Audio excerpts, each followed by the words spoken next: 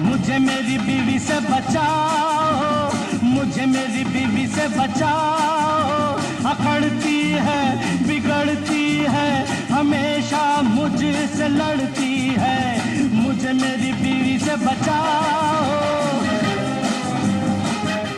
मजाक के लिए तराशे गए जुमले मुझे मेरी बीवी से बचाओ अब हकीकत बन चुके हैं। आज का सच यही है कि बीवियों के सताए पति त्रस्त होकर अब हर जगह ऐसी ही गुहार लगा रहे हैं। पहले जो चाबुक पतियों के हाथ में हुआ करता था वो अब बीवियों के हाथ में आ चुका है, यानी पासा पूरी तरह पलट चुका है। यही कारण है अब पत्नियों ने चुन चुनकर बदला लेने की ठान ली है और बदला लेने के लिए बीवियों ने अपने अधिकार को ही बना लिया है अपना ब्रह्मास्त्र। मुझे मेरी बीवी से बचाओ, मुझे मेरी बीवी से बचाओ, अकड़ती है बिगड़ती है हमेशा मुझसे लड़ती है, मुझे मेरी बीवी से बचाओ। किशोर कुमार का गाया हुआ गाना मुझे मेरी बीवी से बचाओ आज के जमाने की हकीकत बन गया है।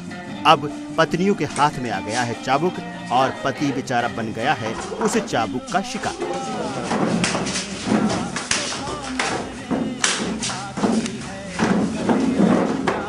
हम आपको मिलाते हैं राजधानी के कुछ ऐसे ही पतियों से जिन्हें उनकी बीवियों ने इस कदर प्रताड़ित कर दिया है कि इनकी शादी ही इनके लिए जिंदगी का सबसे बड़ा झमेला बन गई है।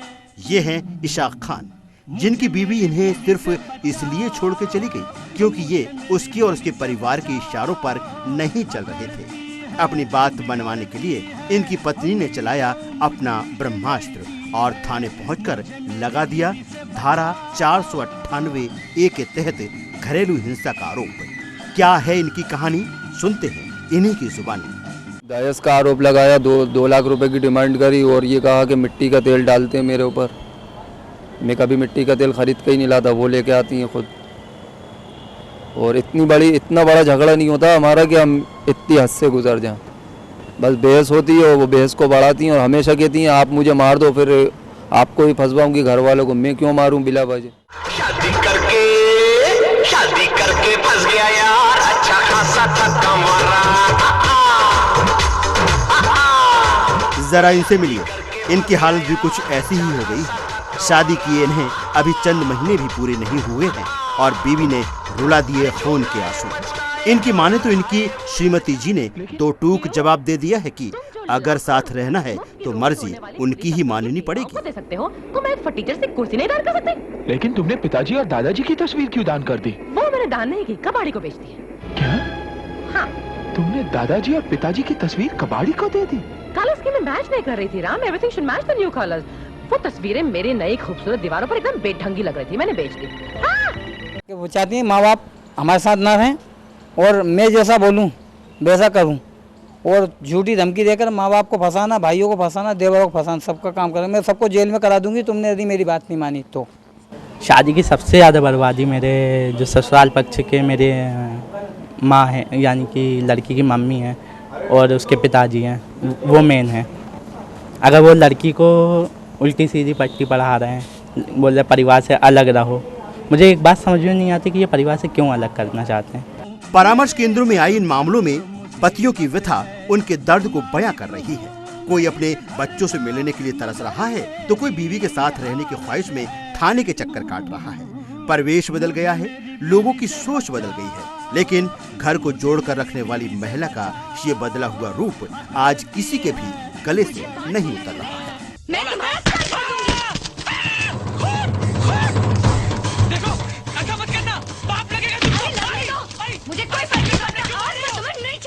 महिला अधिकारों की जब बात उठती है तो महिलाएं क्या मांगती हैं? जाहिर सी बात है बराबरी का अधिकार। लेकिन अगर बराबरी की मांग करते करते कोई खुद अपने पति का शोषण करने लगे तो इसे क्या कहेंगे आप? जी हां, इन दिनों राजधानी में अधिकतर मामलों में यही हो रहा है। अब बीवियां अपने पतियों को नचा रही हैं अपने इशारों पे। जो पति नाच रहे हैं उनका तो जैसे तैसे बेड़ा पार हो जाता है, लेकिन जिसने आनाकानी की उसका बेड़ा गर्क होना तो तय है। शादी करके फंस गया यार, अच्छा खासा थका मारा। ओ शादी करके फंस गया यार, अच्छा खासा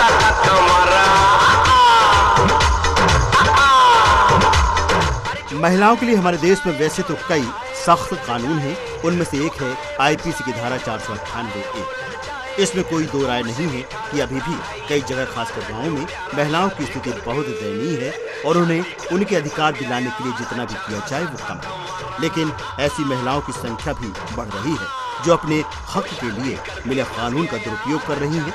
परामर्श केंद्रों में इस तरह के मामलों को सुलझाने वाले काउंसलर की माने तो कई महिलाओं ने अपने पति को डराने धमकाने के लिए इस कानून का सहारा लेना शुरू कर दिया है। ऐसे मामलों में दिन ब दिन इजाफा है।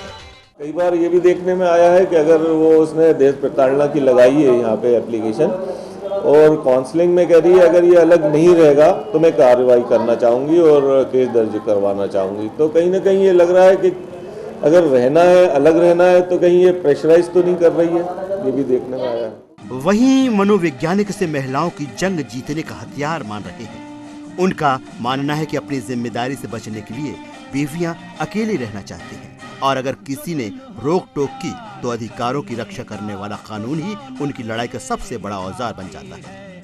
महिला साथ में रहना चाहती है लेकिन पूरा फैमिली का एनवायरनमेंट इस प्रकार से हो जाता है कि सबके सब उसको इस प्रकार से करते हैं कि माहौल अगेंस्ट हो जाता है, इसीलिए प्रॉब्लम आता है।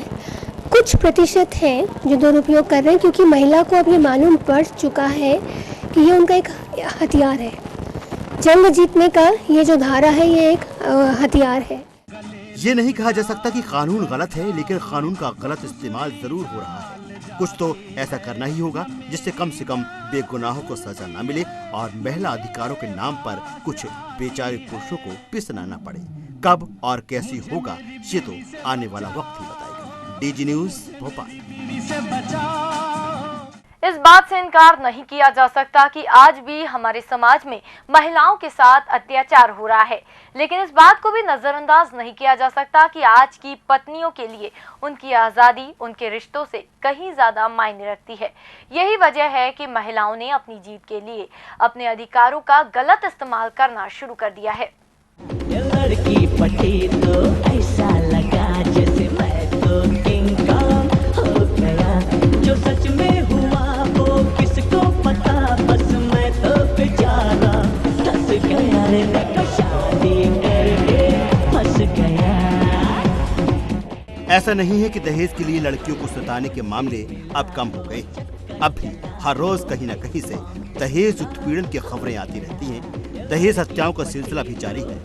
हालांकि दहेज प्रताड़ना और घरेलू हिंसा का दूसरा पहलू भी कम चिंताजनक नहीं है। महिला आयोग की अध्यक्ष भी मानती है कि कई बार कानून निष्पक्षता से कार्रवाई नहीं करता, जिसका खामियाजा भुगतना पड़ता है आवेदकों को।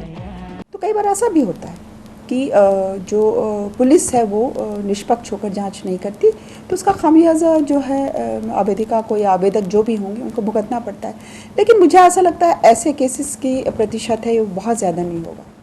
वही पुलिस का कहना है कि ऐसे गिने चुने ही मामले आते हैं जिसमें पुरुष प्रताड़ित होता है। शायद पुलिस विभाग महिलाओं को हक दिलाते दिलाते ये भूल गया कि पुरुष भी प्रताड़ित किए जा सकते हैं। यह महसूस किया गया है कि डाउरी को लेकर बहुत सारी महिलाएं प्रताड़ित हो रही हैं, तो हम इसी तरह से हम इस मंशा से ही देखेंगे कि कानून बना है महिलाओं के हित में। तो इसका अगर दुरुपयोग हो रहा है तो ऐसे प्रकरण मेरे ख्याल में कमी है, और अगर विवेचना में ऐसा पाया जाता है तो उसके लिए भी कानूनी प्रक्रिया है। इतिहास में पढ़ा था कि एक दौर में मात्र सत्ता हुआ करती थी, तब महिलाओं की तूती बोलती थी। फिर वक्त बदला और पुरुषों ने सत्ता पर कब्जा जमा डाला और महिलाओं के शोषण की ऐसी काली किताब लिखी कि लाख धोने पर भी शायद ही धुले। आज जब महिलाओं के पास एक बार फिर कानूनी ताकत आ रही है, तो क्या पुरुषों के साथ भी यही सब कुछ नहीं होने लगा है? भले ही अभी इसे शुरुआत कहा जाए, लेकिन सवाल यही उठता है कि क्या ऐसे कभी समानता आ सकती है, या फिर ये वक्त ऐसे ही घूमता रहेगा? कभी हम मरेंगे तो कभी तुम।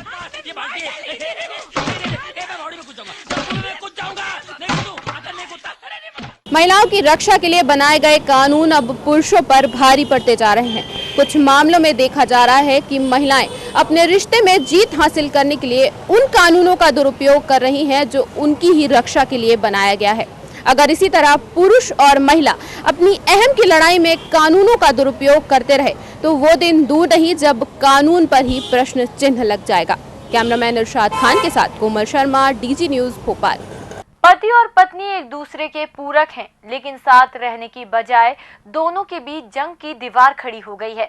हमारी खास पेशकश मुझे मेरी बीवी से बचाओ में महिलाओं की गलती नहीं बल्कि उनके द्वारा अधिकारों के दुरुपयोग की सच्चाई को उजागर करने का प्रयास किया गया है। शहर की बाकी खबरों के लिए आप देखते रहिए डीजी न्यूज़। मुझे मेरी बीवी से बचाओ, मुझे मेरी बीवी से बचाओ।